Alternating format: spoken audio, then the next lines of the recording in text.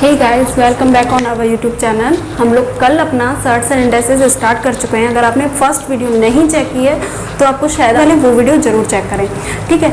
हमने कल इस टाइप के कुछ क्वेश्चंस कर लिए थे, वीडियो बहुत लंबी हो जाती है इसलिए हमने उसको कंटिन्यू नहीं किया था। आज हम कुछ और क्वेश्चन कर रहे हैं, इसको आप प्रैक्टिस कर लीजिए। अगर आपने कल वाली वीडियो देख रखी है तो बहुत अच्छी बात है, वरना आप इसका पहले फर्स्ट पार्ट देख लीजिए, उसके बाद सेकेंड पार्ट देखते हैं।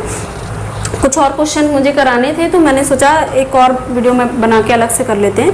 देखना क्या है क्वेश्चन। पहला क्वेश्चन आपसे पूछा गया है 6 माइनस प्लस करके ये क्वेश्चन है, यानी इसमें आपके साइन मर्ज किए हुए हैं जो कि ये वैल्यू हमारी अनंत तक जा रही है। इसमें हमने एक फार्मूला जाना था।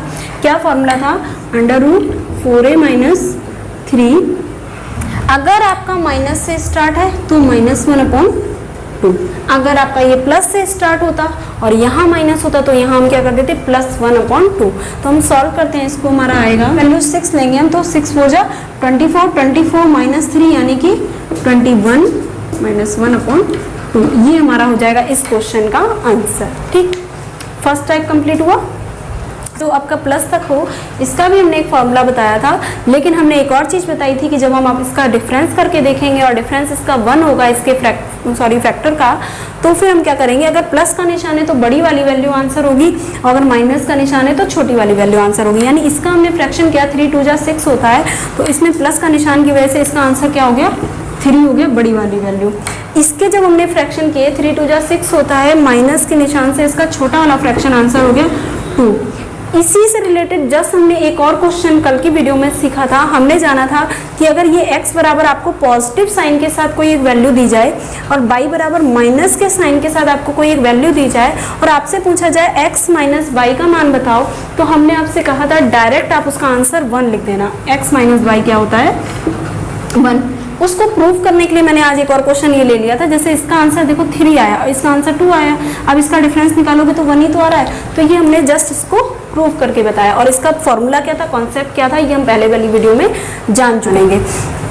ये तो क्वेश्चन आसान है, इसका तो तरीका एक ही है। जब क्वेश्चन थोड़ा लेंथी होगा हम उसको करने की ट्रिक जानेंगे। ये क्वेश्चन में क्या करते हैं, सबसे पहला काम, जब भी आपकी करनी है उसको हम किस में बदलते हैं, घातांक में।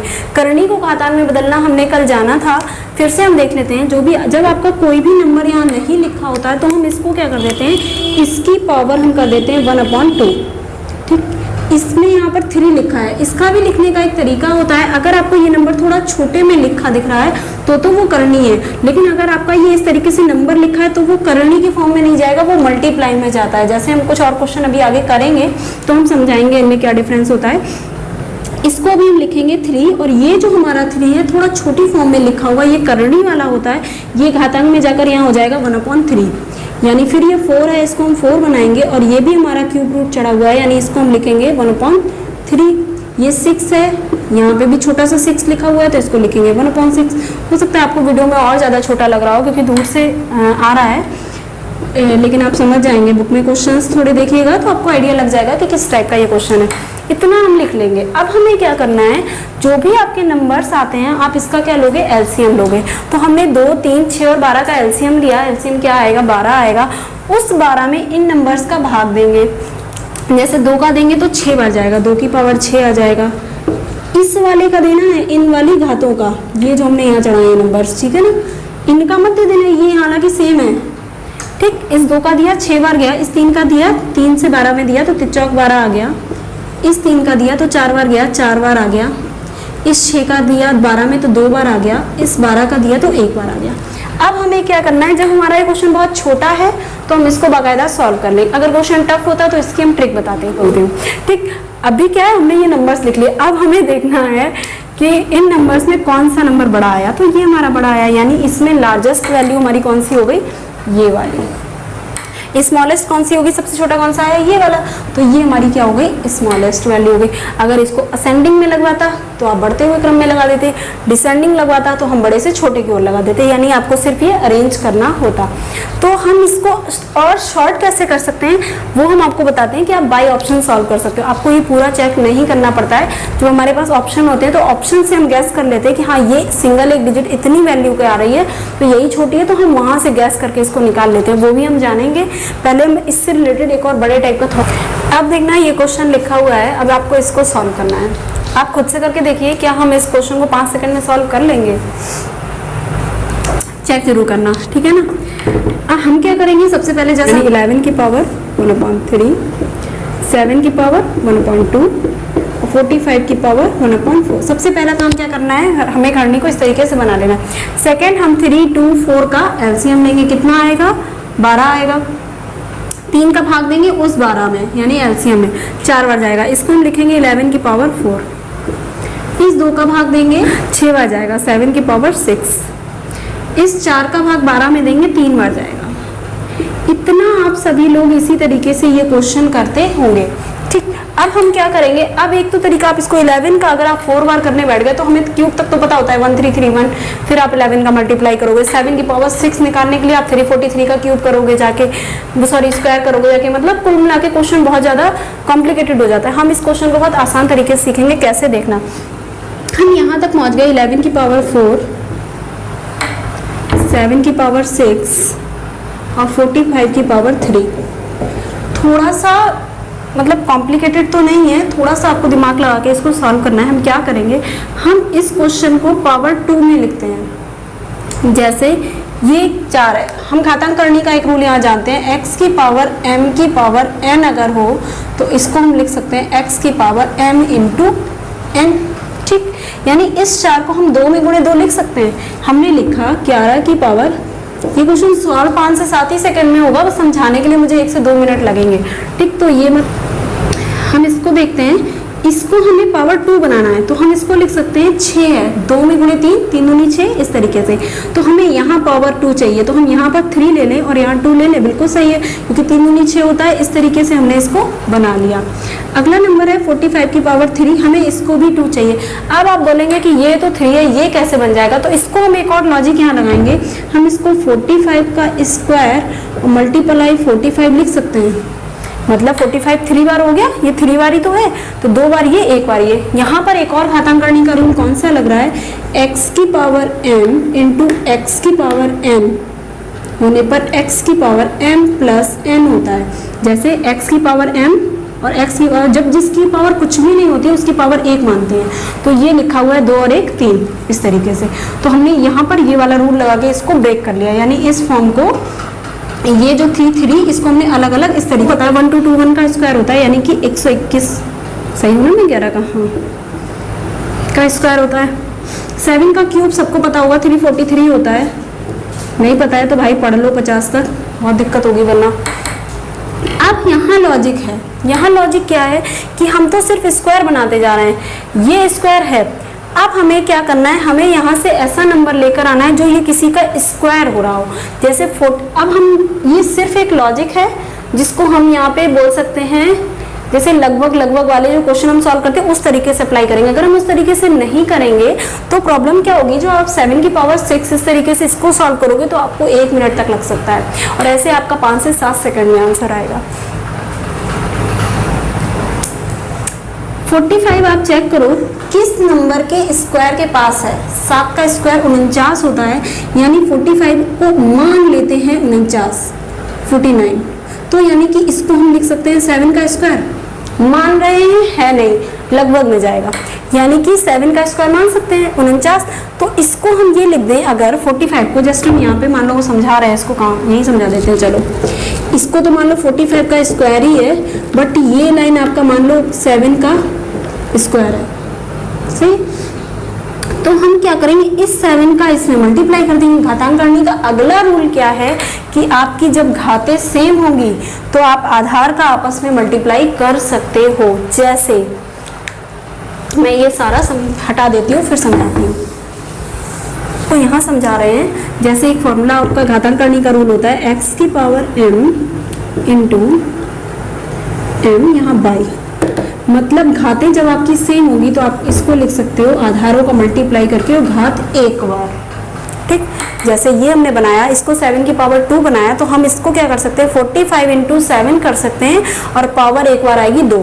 तो हम इसी को यहाँ सॉल्व कर रहे हैं, यानी ये लिखा हुआ है 121 का स्क्वायर, ये लिखा हुआ है 343 का स्क्वायर, और ये लिखा हुआ है, इसका मल्टीप्लाई करेंगे 35, 3 7 कटा 29, 30 31, 315 का स्क्वायर। समझ में आ गया होगा कैसे, ये स्टेप हम लेकर आए हैं यहाँ।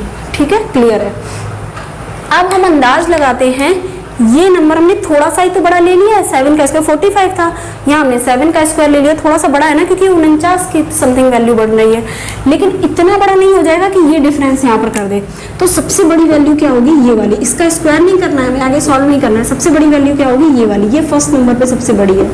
इससे जस्ट छोटी ये होगी, सेकेंड नंबर की वैल्यू है, और इससे सबसे छोटी कौन सी होगी, ये वैल्यू होगी। यानी कि जो भी इनकी ऊपर वैल्यू दी गई थी क्वेश्चन में, हम उसको, तो आपका जो फाइनल आंसर निकल के आएगा वो आपका ये निकल के आएगा कि सबसे बड़ी वैल्यू आपकी √7 वाली है, उसके बाद में ये वाली है, उसके बाद में ये वाली। इस तरीके से हम अपने इस टाइप के क्वेश्चन को सॉल्व करेंगे। आप क्या करोगे, आपका जो भी यहाँ पर वैल्यू जब घातों में बन के आ जाए और आपको लगे घात पॉसिबल वो सॉल्व होना पॉसिबल नहीं दिख रहा है, इतना सॉल्व तो हो जाएगी बट टाइम लगेगा, तो आप उसको क्या करेंगे, अप्रॉक्सीमेट की तरह पहुंचकर उसको सॉल्व करेंगे। ठीक है, अब हम आते हैं नेक्स्ट क्वेश्चन पे। एक चीज जानना, जैसे कि पता है तो बहुत अच्छी बात है, जैसे हमने नंबर लिया 7 और 5। अब अगर हमसे पूछे कौन बड़ा है, तो सबको पता है 7 बड़ा, ठीक। लेकिन अगर हमने लिख दिया 1/7 और 1/5, अब कौन बड़ा है, तो भी बहुत से लोग बोल देंगे ये बड़ा नहीं।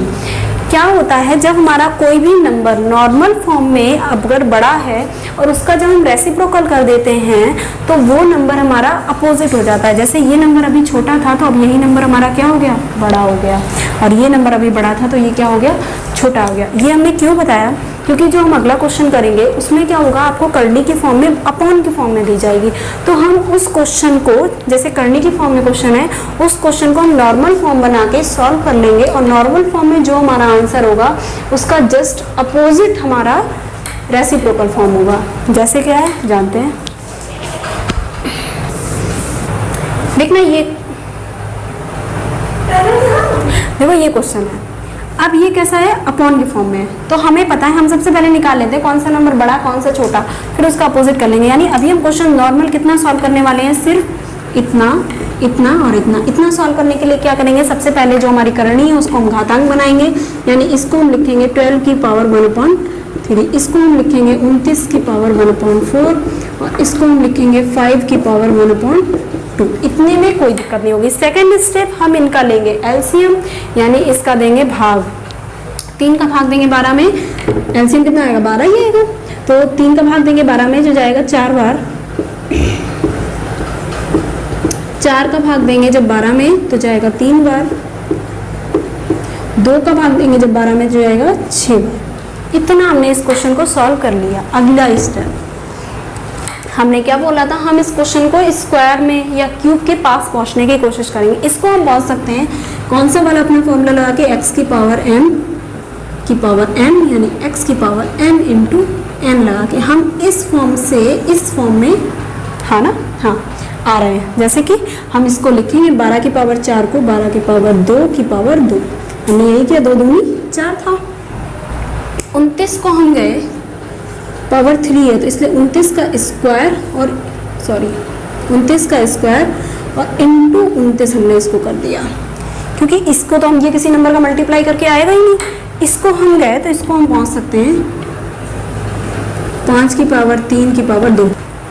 हमने क्या किया, 3 दूनी 6, यानी ये 6 था, हमने इसको, यानी यहाँ हमने सभी में स्क्वायर पकड़ लिया, बस इसको छोड़ के।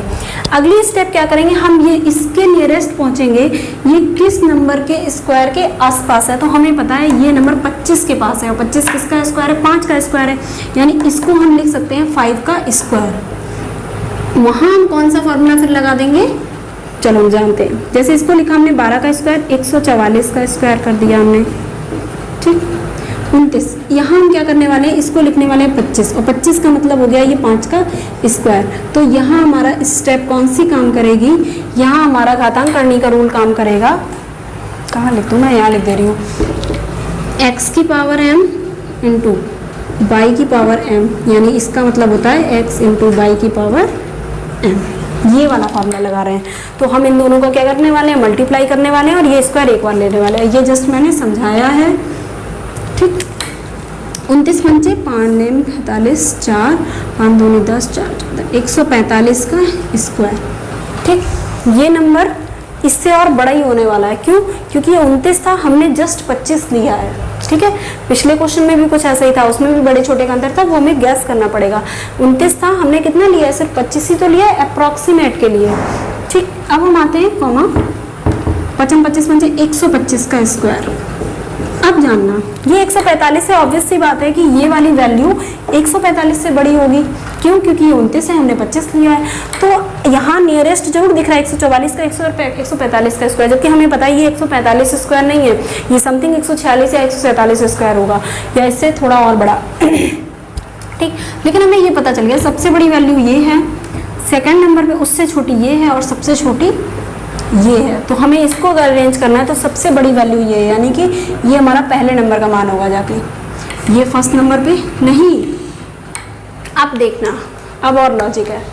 अब लॉजिक क्या है, ये तो हमारा क्वेश्चन आ गया नॉर्मल सॉल्व होके, लेकिन क्वेश्चन कैसा था? क्वेश्चन इसका रेसिप्रोकल था, यानी कि आंसर में ये वाली वैल्यू बड़ी नहीं होगी, आंसर में ये वैल्यू सबसे छोटी होगी। क्या है? हमने क्या जाना? हमने जाना जो वैल्यू हमारी नॉर्मल में बड़ी होती है उसका जब हम रेसिप्रोकल मीन्स अपोजिट 1/, फॉर्म कर देते हैं तो वो जस्ट नंबर उलट जाता है। तो इन नंबर्स को, ये जो नंबर, अगर ये क्वेश्चन हमारा ये 1/, नहीं होता तो हमारे यही आंसर होते हैं, यानी कि ये सबसे बड़ी होती, ये उससे छोटी होती, ये सबसे छोटी। लेकिन ये 1/, फॉर्म है तो हम क्या बोलेंगे? सबसे बड़ी वैल्यू ये हुई, उससे छोटी वैल्यू ये हुई, और सबसे छोटी वैल्यू ये हुई। जैसे हम इसको आंसर अगर लिखें तो हम कैसे लिखेंगे?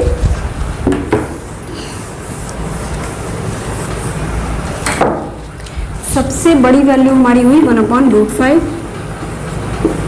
उससे छोटी हमारी वैल्यू हुई 1/, और सबसे छोटी वैल्यू हो गई हमारी, क्यों? क्योंकि ये रेसिप्रोकल फॉर्म थी, ये 1/, फॉर्म थी, इसलिए, जैसा हमने पहले समझाया।